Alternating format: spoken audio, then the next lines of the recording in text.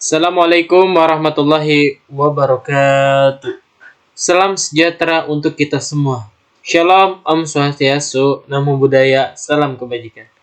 Yang terhormat Ibu Dr. Rita Aryani MM, selaku dosen pengampu mata kuliah Dasar-Dasar Pendidikan. Izinkan saya memperkenalkan diri. Nama saya Ade Nuridwan dengan NIM 18724500055 dari Program Studi Pendidikan Ekonomi.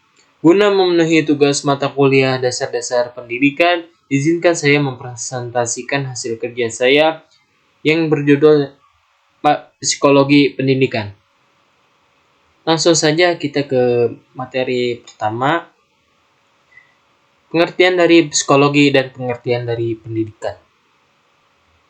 Yang pertama, apa sih itu psikologi? Psikologi adalah ilmu yang mempelajari perilaku mental dan emosi manusia. Psikologi mencoba memahami bagaimana cara orang berpikir, merasa, dan berperilaku, serta bagaimana faktor-faktor biologis, sosial, dan lingkungan mempengaruhi perilaku manusia. Yang kedua ada pendidikan. Apa sih pendidikan itu? Pendidikan dapat diartikan sebagai sebuah proses dengan metode-metode tertentu sehingga orang memperoleh pengetahuan, pemahaman, serta untuk mengembangkan potensi, kemampuan, dan karakter individu.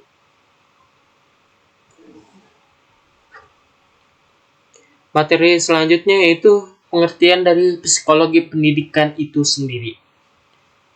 Apa itu sih psikologi pendidikan? Psikologi pendidikan adalah ilmu psikologi yang mempelajari proses belajar dan pengajaran. Jadi, psikologi pendidikan adalah suatu ilmu yang mempelajari tingkah laku peserta didik yang berlangsung selama proses belajar mengajar untuk berusaha memahami bagaimana individu belajar, faktor-faktor yang mempengaruhi proses belajar, serta bagaimana cara menciptakan lingkungan belajar yang efektif.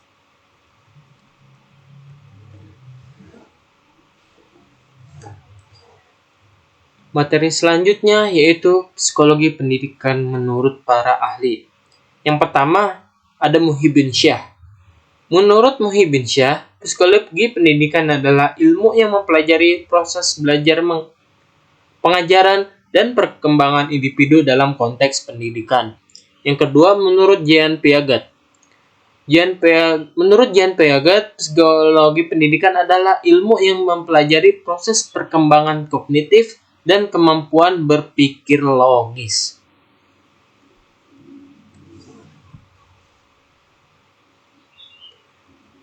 Materi selanjutnya yaitu ada peran psikologi dalam pendidikan. Yang pertama yaitu menentukan strategi dan metode pembelajaran. Penentuan strategi dalam pembelajaran maupun metode dalam pembelajaran harus menyesuaikan dengan perkembangan peserta didik. Karena peran psikologi pendidikan ini untuk mengetahui karakter belajar siswa sehingga strategi dan model pendidikan sudah dapat menyesuaikan dengan kondisi siswa. Misalnya, bagi peserta didik berkebutuhan khusus, maka metode dalam pembelajaran disesuaikan dengan kondisi kebutuhan. Hal ini supaya proses kegiatan pembelajaran bisa berjalan dengan lebih maksimal. Yang kedua, memahami perbedaan karakter peserta didik. Setiap individu memiliki karakter yang berbeda-beda. Dengan demikian, guru atau pendidik harus mampu memahami adanya berbagai karakter tersebut, baik dari cara berpikir, kemampuan, minat, dan bakat yang dimiliki masing-masing. Evaluasi peran psikologi dalam pendidikan ini akan membantu pendidik untuk dapat menciptakan pembelajaran yang efektif dan lebih efisien.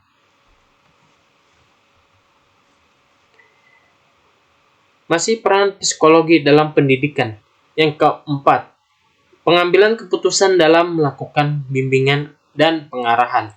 Di sekolah, guru atau pendidik tidak hanya sebagai pengajar, melainkan menjadi pembimbing bagi siswanya, terutama berkaitan dengan permasalahan di lingkup akademik. Oleh karena itu, seorang pendidik perlu memahami pendekatan emosional kepada murid sehingga akan terbentuk hubungan yang mampu menjaga kondisi selama proses pembelajaran. Yang kedua, identifikasi pola kebiasaan menghadapi permasalahan. Setiap siswa masih akan menghadapi suatu permasalahan terutama dalam lingkup sekolah, baik itu pertemanan ataupun pembelajaran. Adanya peran psikologi ini membantu dalam menangani hal tersebut jika terdapat beberapa siswa atau murid yang mengalami permasalahan akademiknya dan juga masalah pertemanannya. Yang ketiga, identifikasi kemampuan, potensi, minat, dan bakat. Psikologi pendidikan ini dapat mengukur siswa berkaitan dengan minat dan bakat masing-masing siswa. Hal ini berkaitan dengan pemilihan jurusan pada siswa SMA, pemilihan program studi untuk calon mahasiswa yang dapat ditentukan melalui tes minat dan bakat. Materi selanjutnya yaitu tahap-tahap perkembangan peserta didik dalam psikologi pendidikan. Yang pertama itu ada perkembangan kognitif. Perkembangan kognitif setiap peserta didik akan menjadi tantangan bagi pendidik dalam menentukan pendekatan pembelajaran, metode, media, dan jenis evaluasi yang akan dipilih dan digunakan. Setiap tingkatan kognitif, mulai taman kanak-kanak berusia 5-6 tahun, sekolah dasar berusia 7-11 tahun, sekolah menengah pertama berusia 12-14 tahun, dan sekolah menengah atas usia 15-17 tahun, tentu akan berbeda-beda pendekatan pembelajaran yang akan digunakannya. Masih tahap-tahap perkembangan peserta didik dari aspek perkembangan. Yang pertama, perkembangan psikososial, meliputi perkembangan emosi, sosialisasi, identitas, dan hubungan. Yang kedua, perkembangan emosional, meliputi perkembangan kesadaran, pengendalian emosi, dan keseimbangan. Yang ketiga, perkembangan sosial, meliputi perkembangan hubungan, interaksi sosial, dan kemampuan berkomunikasi. Yang keempat, perkembangan fisik, meliputi perkembangan motorik, kesehatan, dan kebugaran. Yang kelima, perkembangan moral, meliputi perkembangan nilai-nilai, prinsip hidup, dan kebijaksanaan. Yang keenam, perkembangan spiritual, meliputi perkembangan kesadaran spiritual dan keyakinan. Materi selanjutnya itu pengaruh psikologi perkembangan terhadap proses pembelajaran. Apa sih itu pengaruh-pengaruh psikologi perkembangan terhadap proses pembelajaran? Yang pertama itu kondusif. Seringkali menciptakan ruang belajar yang kondusif merupakan pekerjaan yang sulit. Namun dengan psikologi pendidikan hal tersebut bukan lagi masalah.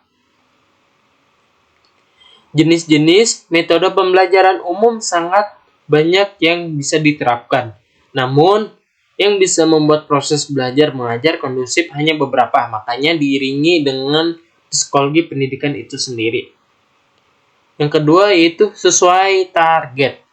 Psikologi pendidikan bisa membantu Anda atau para pendidik mencapai target dengan cepat dan tepat. Psikologi pendidikan bisa menandakan bahwa pencapaian target termasuk salah satu keharusan yang ada dalam psikologi pendidikan itu. Yang ketiga, terarah. Psikologi pendidikan tak hanya menjabarkan mengenai bagaimana pengarahan terhadap anak, namun juga proses belajar, mengajar yang benar dan juga sesuai, di mana hal tersebut menandakan bahwa arahan yang sesuai akan memudahkan dalam penerapan pembelajaran dan juga penilaian peserta didik.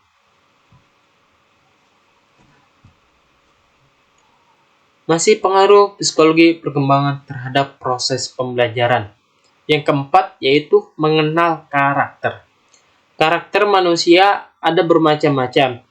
mengenai perbedaan terkait dengan cara belajar anak dalam proses belajar. Adanya psikologi pendidikan membantu banyak guru dan tenaga pendidik untuk lebih mengenal karakter masing-masing anak, di mana sekolah merupakan rumah kedua tempat mereka mengenal dan belajar lingkungan.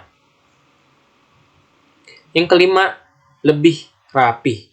Rapi di sini maksudnya adalah belajar menjadi lebih terkonsep dan juga jelas, sehingga anak-anak bisa mengerti dan memahami materi dengan berurut.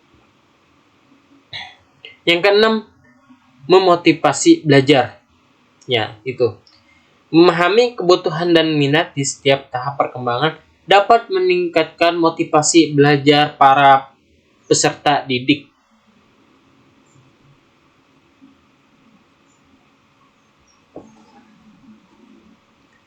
Nah, kita sampai pada kesimpulan. Kesimpulannya yaitu dari psikologi pendidikan ini adalah suatu ilmu yang mempelajari tingkah laku peserta didik yang berlangsung selama proses belajar mengajar untuk berusaha memahami bagaimana individu belajar, faktor-faktor yang mempengaruhi proses belajar, serta bagaimana cara menciptakan lingkungan belajar yang efektif dan lebih efisien. Kehadiran psikologi ini dalam pendidikan akan sangat membantu dalam mewujudkan pendidikan yang sesuai dengan kondisi dan kebutuhan masing-masing peserta didik. Dengan adanya penerapan psikologi pendidikan dengan tepat diharapkan menjadi pemicu para pendidik dan pengelola pendidikan untuk menerapkan psikologi pendidikan dalam pelaksanaan proses pembelajaran demi mencapai tujuan pendidikan yang diinginkan tanpa harus mengorbankan kemerdekaan dan kesejahteraan mental para peserta didik itu sendiri. Mungkin cukup sekian presentasi saya kali ini. Apabila terdapat salah baik itu dalam berbicara atau dalam menjelaskannya, mohon untuk dimaafkan dan dibenarkan. Ibu Rita Aryani, kurang lebihnya mohon maaf. Wassalamualaikum warahmatullahi wabarakatuh.